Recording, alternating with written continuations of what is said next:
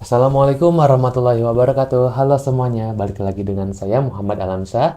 Kali ini saya akan membahas tentang jawaban dari pertanyaan UAS mata kuliah Etika Dakwah yang diampu oleh Ibu Dr. Umi Halwati, Esos IMAG. Nah, di sini kebetulan saya didampingi oleh teman saya. Beliau adalah Mas siapa Mas? Adi, Adi. Adi Raya Julbicar. Nah, Mas Adi Raizul Fikar ini merupakan seorang mahasiswa juga seperti kita.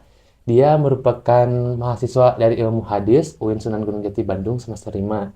Nah, gas aja yuk Mang Adi yuk. Ya, Pertanyaan pertama, gas. baik. Siap malam. Siap, Nah, gaswin. pertanyaan pertama yang akan saya tanyakan yaitu Hmm. kompetensi yang harus dimiliki dai agar tercapai profesionalisme dai dalam berdakwah. Sebutkan dan jelaskan. Oke, yang pertama itu dari segi keilmuannya. Yaitu gak bisa mereka langsung jadi dai aja ujug-ujug tanpa melewati proses belajar yang panjang. Maka dari itu seorang dai harus mempunyai ilmu yang tinggi dan wawasan yang luas. Harus bisa bagaimana controlling terhadap apa yang disampaikan dirinya. Misalkan dai mau tampil di depan, itu tuh harus dia nyiapin dulu materinya. Lihat juga situasi kondisi mad'u yang di sekitar. Kalau misalkan mad'unya bapak-bapak, masa kan kita mau bahas tentang isu sekolah masa kini. Itu kan kurang relevan ya Mas. Dia bisa manajemen bagaimana cara ia impresi dari orang lain terhadap dirinya gitu ya. Pokoknya itulah. Oke, Pak. malam. Hmm. Nah, lanjut ke pertanyaan yang nomor kedua, yang selanjutnya, yakni malam tahu gak tentang Hmm. ekstremisme Islam mengarah Hmm. pada radikalisme? Hmm. Hmm. Hmm. Mengapa itu terjadi? Jelaskan pula tentang pemahaman Islam moderat. Misalkan kasus yang ISIS itu ya, Nah, yang itu. kemarin lewat itu ya jauh ISIS melakukan pengeboman. Nah, kalau misalkan kita lihat ya, kita sebagai pelaku, kita juga bayangkan sebagai objek yang akan kena ledakan.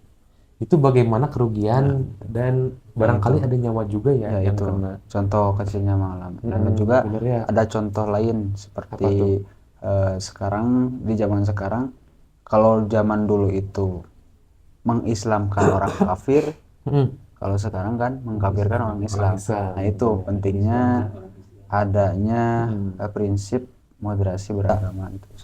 Prinsip moderasi beragama yang dikemukakan, yang dibeberkan langsung oleh Kemenag gitu. Nah, itu untuk menangani kasus-kasus yang itu ekstremisme, ada ekstrem kiri dan ekstrem kanan. Jadi Islam moderat itu tidak ekstrem kiri dan tidak juga ekstrem kanan. Nah, kalau misalkan dalam bahasa Arab itu mengandung arti tawasud, yang mempunyai kebalikan katanya yaitu tatoruk, yaitu mempunyai arti ekstrem kanan dan ekstrem kiri. Mungkin gitu. Peran penting dalam Islam moderat gitu, dalam menangani ekstremisme Islam mengarah pada radikalisme. Nah, betul sekali Mas Adi. Ya, Terus, oke, malam ya, kita lanjut ke nomor 3. hmm. Pandangan yang tepat tentang isu tarif jasa dakwah. Hmm. Itu jelaskan. Wah, ini pertanyaan yang menarik ya Mas Adi ya. Isu Tarif jasa dakwah. Nah, ya. jadi keinget ini yang waktu kejadian di masjid aku deket rumah, itu tuh di mana mereka sampai nganggarin biaya 10 juta untuk mendatangkan ustadz yang terkenal. Nah, terus ada nih beberapa orang juga yang di desa aku ngobrol. Kenapa nggak ustadz yang di desa aja gitu kan? Kita berdayakan SDM yang ada di daerah lokal dulu. Ada juga yang ngomong ke aku, wah kayaknya ustadznya menarik nih yang didatangkan ya. Mendatangkan berbagai itu ya, Ya, percuitan dari orang-orang. Nah, jadi yang menarik di sini tuh, misalkan kita emang melihat tarif dai atau tarif ustadz ya, misalkan kondangan gitu, kalau kata saya itu sah-sah aja. Cuma ketika misalkan ada ustadz yang narifnya tidak sesuai standar gitu ya, di luar akil. di luar akil, kita Di luar juga nurul. ya Ya, betul. yakin gitu kan dia tuh memang butuh transportasi, butuh biaya, butuh makan. Mungkin ada tim medianya juga, tim yang ngurus berbagai hal. Kalau misalkan nggak ada tarif juga, jadi gimana yang ngasih ya terserah sih itu mah kalau kata aku. Cuma takutnya si tuan rumahnya juga malah keenakan. Misalkan datang jauh-jauh dari Bandung ke Garut misalkan. Taunya cuma dikasih ucapan 2M. Makasih Mas. Kan gak Nah, enak gitu. juga gitu Ya, ya. isu ini terselesaikan. Amin, amin, amin. Nah, lanjut malam Hmm. ke nomor selanjutnya ya. Ini tentang etika humor dalam dakwah. Nah, ini sedang ini panas, Wah, panas ya. sedang panas. Humor. Bagaimana pendapat malam Hmm. tentang kita berdakwah Hmm. kan pentingnya juga menghibur kepada mustami Kami. gitu. Apakah ada batasan atau gimana gitu malam Oh. humor itu dalam etika humor? Jadi dalam teori komunikasi juga ada ya teori dakwah itu tentang humor, di mana kita ini emang harus bisa cara menarik perhatian si mustami atau mad'u. Nah, tapi yang untuk dimension aku di sini tuh pengen ngangkat jawaban tentang yang baru-baru ini nih, yang Gus. Banyak kasus Agus ini. Agus ada 5. Ada 5 ya. Nah, itulah.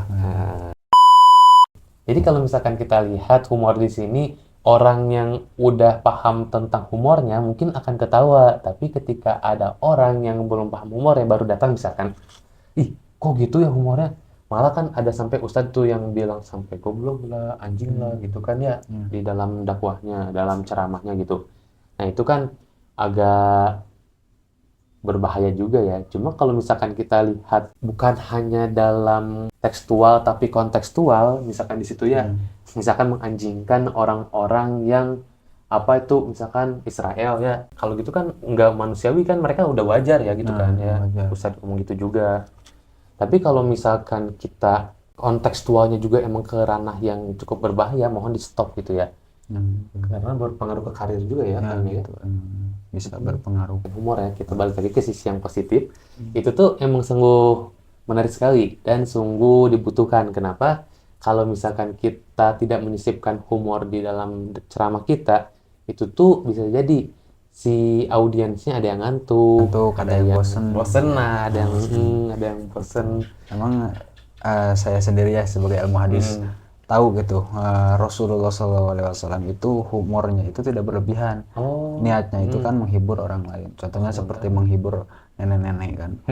Di surga itu tidak ada nenek-nenek karena ya di surga itu kan semuanya setara gitu.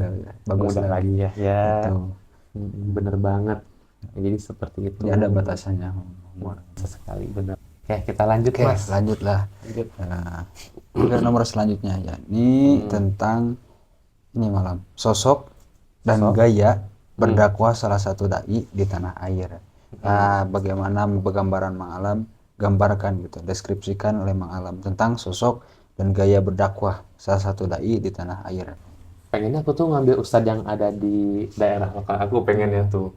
Cuma takutnya nggak dikenal halayak luas gitu ya. Jadi aku pengen ngambil Agim. Agim. Nah, itu kan Agim udah famous sekali ya. Pembahasannya itu tentang kebanyakan tentang hati. Jadi kan hati itu ya mungkin pendapat Agim itu sesuatu yang sehari-hari dipakai gitu hati. Ada istilah the power of heart, the power of God. Insya Allah. Kekuatan hati itu adalah kekuatan Tuhan. Masya Jadi mungkin ya apabila kita bekerja dengan hati, mengerjakan tugas dengan hati, nah ini kan bakalan bagus gitu. Mungkin gitu maksudnya. bener ya. Apalagi kayak Ustadz Abdul Somad gitu ya. Itu Terus Ustadz Adi Hidayat itu kan. selanjutnya mengalami Oke. ada poin nomor 5 tapi poin kedua gitu. Apa yang saudara lakukan, apa yang Malam lakukan sebagai kontribusi membangun etika dakwah. Membangun sebagai kontribusi etika dakwah gitu. Apa yang Malam lakukan sebagai kontribusi membangun etika dakwah. Dimana kalau misalkan kita belum bisa mendakwahi orang lain, minimal diri sendiri lah gitu kan ya. Jadi aku pengen bagaimana nerapin etika-etika dakwah, udah matkulnya juga pengen caranya diterapin untuk diri sendiri. Pelan-pelan tapi pastilah ya. Nah gitu. Mungkin ada juga ya prinsip para ulama atau guru-guru kami menceritakan minimal apabila misalkan tidak bisa menceramahi orang lain, Hmm, minimal bisa menceramahi, memperbaiki diri sendiri dulu gitu. benar benar Gitu. benar. Jangan dulu banyak menceramahi orang lain gitu. Udah aktualisasi diri. Itu tuh tahapan yang pengen aku mulai ke temen gitu, bagaimana kita bisa ngajak yang lebih baik, minimal aku pengennya gitu ya ngajak sholat subuh bareng gitu kan, ngaji bareng gitu kan, karena kita mumpung sepondok ya Mas ya. Eh, Ya gitu. pengen aku juga ngajak ngaji bareng gitu. Gitu. Nah itu sih yang pengen aku lakukan gitu ke depannya. Terima kasih ya Mas Adi ya, Ya, udah sama-sama. membersamai. Terima kasih malam juga. Semoga ya pendapat-pendapat Mang Alam yang dikemukakan ini Insyaallah. bisa terrealisasikan terhadap keberlangsungan dakwah di ranah keislaman, di ranah Indonesia, di negara kita gitu, khususnya. Terima kasih kawan-kawan yang sudah masih menonton sampai waktu sekarang. Terima kasih banyak. See you next time. Assalamualaikum warahmatullahi wabarakatuh. Waalaikumsalam.